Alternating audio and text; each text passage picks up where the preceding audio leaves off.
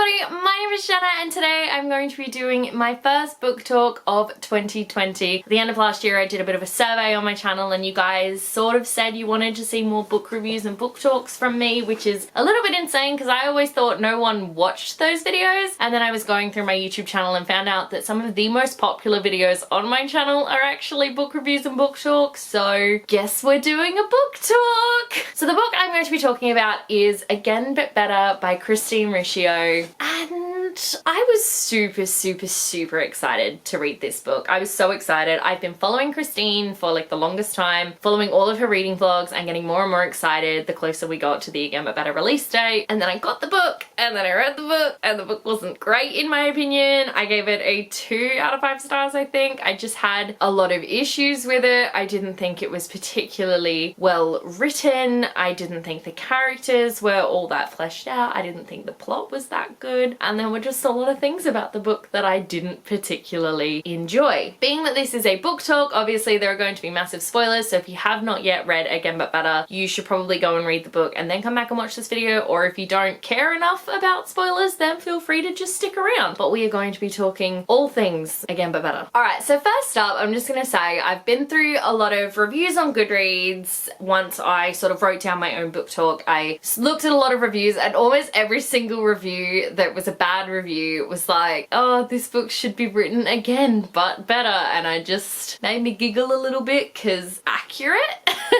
Like, I'm not usually one for agreeing with that sort of stuff because I know how hard authors work on their novels and how proud of them they are and whatnot, but in this case it's just funny because the title of the book is Again But Better and this book should be written again but better. Okay, so I don't know how well we're gonna be able to go through this book. I have lots of dot points, I guess, about things that I wanted to really talk about, the reasons why the book didn't work for me. So I guess we're just going to start with, first and foremost, the number one reason why this book didn't work for me is because the main character Shane is Christine. Christine is Shane, Shane is Christine. There is not even like a little bit of grey area there. It is that is who the main character is. The main character is Christine, and every creative writing class I have ever taken tells you that the number one thing you should never do in writing is make your main character a complete self-insert character, which is exactly what Christine has done in this book. The character of Shane is Christine literally 100% with the name of her blog. I think her blog is French Watermelon 19 or something, and obviously Pollen Bananas 20, okay. The love of reading, especially when it comes to Cassandra Clare, that series is mentioned multiple times. The Taylor Swift obsession, we all know how obsessed Christine is with Taylor Swift. Her love of Lost, like Lost is a great show, don't get me wrong, but Shane was obsessed with Lost just like Christine was obsessed with Lost. Even the laptop decal that Shane has on her laptop, it's of the Dharma Initiative symbol, Christine had that on her laptop in 2011, and it just kind of got to the point where it felt like Christine was writing a fanfiction of how she wished her life had gone in 2011, and to a certain extent that's fine, but in this case it didn't work because I didn't want to read about Christine. I wanted to read about Shane and these characters that she created, and instead I couldn't get my head around that they weren't Christine because they were. Shane was Christine, and I think anyone reading this book who knows anything about Christine at all would have a really hard time differentiating, I think is the word, between the two, because you can't, because they're the same person. None of the other characters have any substance to them whatsoever. The only thing about them that is kind of not even interesting, the only thing about them that makes them unique and not one-dimensional is that they all have really unique names. So like our main love interest, his name is Pilot Pen. The roommate's name is Babe, and we just kind of go from there. I think there's an Atticus, and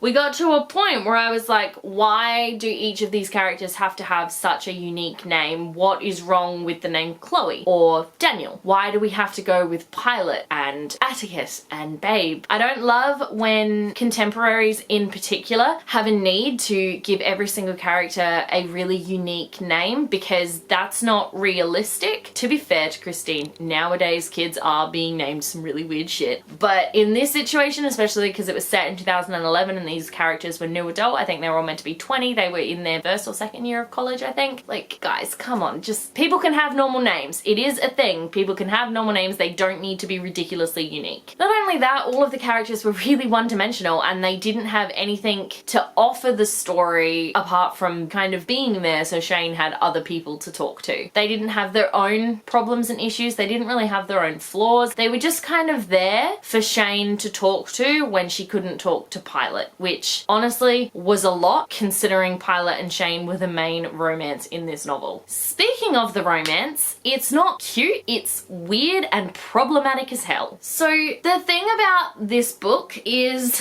literally the whole book is about Shane falling desperately in love with the first guy she meets in London, but he has a girlfriend and ends up low-key cheating on said girlfriend, which is beyond not okay and honestly just a terrible basis for a new relationship. He literally is dating this girl Amy when they first meet, but is kind of cheating on Amy with Shane, and then completely cheats on Amy with Shane in the second half of the novel, but apparently that's okay because time travel came into it and they went back to 2011, hence the again but better part. That romance also was not what I thought was gonna happen. I thought the book had a really misleading premise. When I found out this was about a girl named Shane who didn't do the best when it came to making friends and socializing at college in America, she went on an exchange to London and she was going to do things that scared her and do things that she wouldn't do back home. And that's not what we got. So she didn't actually meet a single British person in the entire book. I don't recall her meeting and spending time with a single British person. Everyone she met, everyone she was living with, were all in the exchange program and they were all American. I've been on an exchange program in college. I don't know if it's the same in America as it is in Australia, but when I went over to America. I was living with 2 American roommates. I did meet other Australians, but I also met a hell of a lot of Americans, a hell of a lot of British. I met some people from other countries as well, but pretty much the majority of my time I spent with Americans because I was in America and could, you know, spend time with Australians back home. So it just was a little bit misleading to me and also made me think that it didn't really work as a exchange story, especially because the exchange really was only in the first half of the book and then again we got the time travel thing and it just became weird. I truly thought we were going to get a story about Shane falling in love with this really cute British boy. We did not. This story could have literally taken place in America at her college with the exact same results. We did not need to go to London for it. We did not need to go on exchange for it at all. The same thing could have happened at home. I didn't like the writing of the book either. I know Christina's done creative writing classes in college. I know creative writing is ridiculously difficult and I know how hard she worked on the book because obviously we watched all those reading vlogs and she said she had, did it get up to 6 drafts? It got up to a lot of drafts and throughout all of them, not one person told her to stop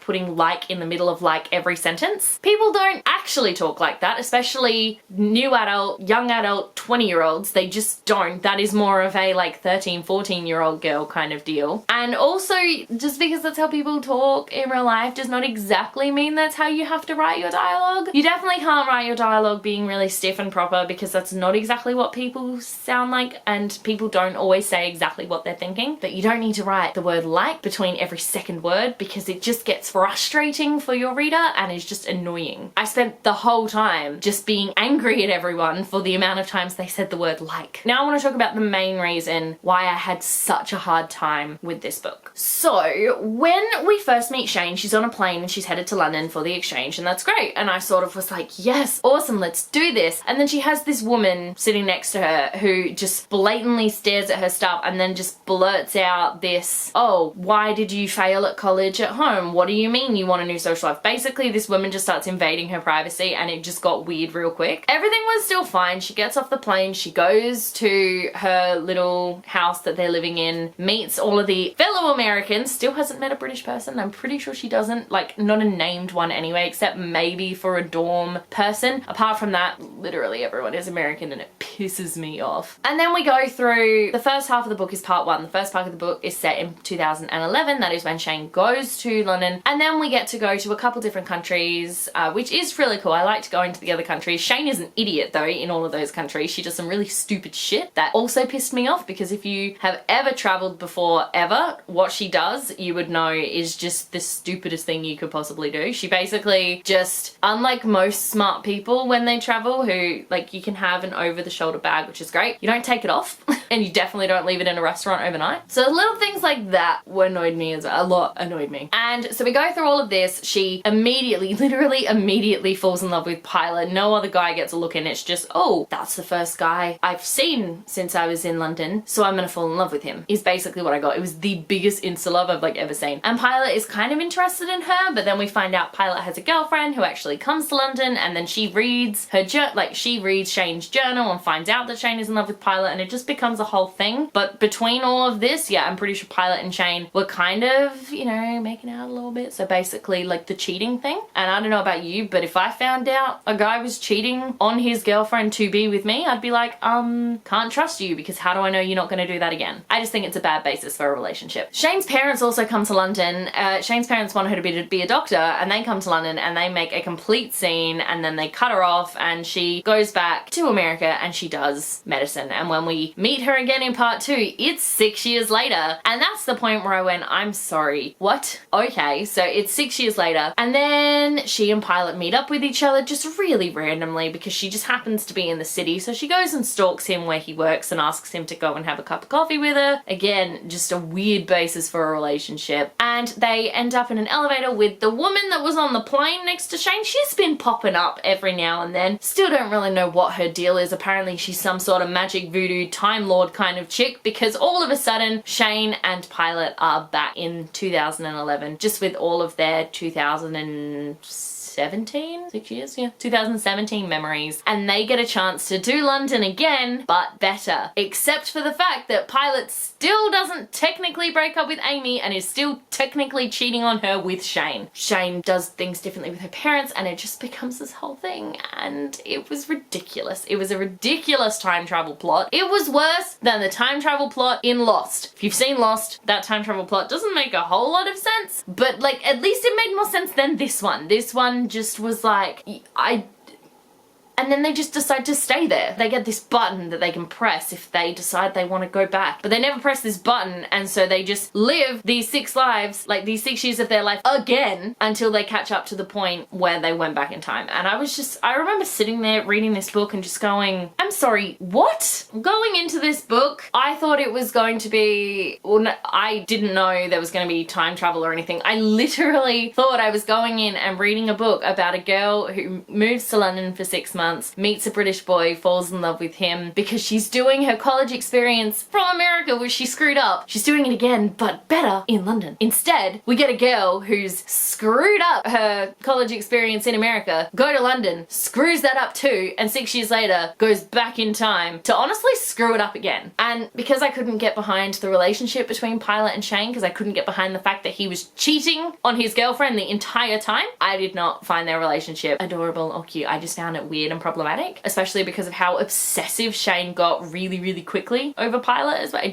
was weird. It was really weird, and I was really, really disappointed in this book because I thought maybe from Shane's description, from her just knowing like little bits about her without realizing she was literally Christine, Shane and I actually had a lot in common. We still kind of do. And I thought, awesome, this is going to be a great book that I'm going to get to read and I'm going to get to see myself in it. And then I didn't, and it was a giant disappointment for a variety of reasons, but the biggest reasons being Shane is Christine, the time travel plot is stupid and doesn't make a lot of sense, the writing was bad, repetitive, and distracting, and the romance was problematic and just plain weird. And then of course the worst part of this book talk is all of a sudden my comments are going to be flooded with people who love Christine and are trying to, you know, yell at me for being a terrible human. The thing is, I love Christine's videos. I think she is fantastic with the content that she creates, and I'm excited to read a second book from her because why not? This one kind of sucked, but that's not to say the next one won't. Maybe she learns from her mistakes in this book, who knows? But I think the biggest thing for me is this book was so disappointing because we'd seen from the first draft all the way up. We didn't see how it changed, but there's over 40 writing vlogs that she did, so we knew how hard she was working on this book, and for it to be so disappointing at the end just disappointed me. I know not every book everyone is going to like, and there are people who adore and love this book, and I'm so glad that you guys liked it, but unfortunately I just had far too many issues with it and I did not like it really at all. So there we go, that was my book talk about Again But Better. Like I said, I gave this one a 2 out of 5 stars. I mean, other people really like this book. I just don't. It wasn't for me. I didn't like the way it was written. I didn't like the characters. I didn't like the plot. I just didn't like really anything about it, and that's incredibly disappointing because it could have been incredible. Thank you so much for watching though. Let me know in the comment section below if you have read Again But Better and what you thought, because I would absolutely love to know. If you like this video, be sure to give it a huge thumbs up and don't forget to subscribe to my channel so you don't miss a thing. Stay random.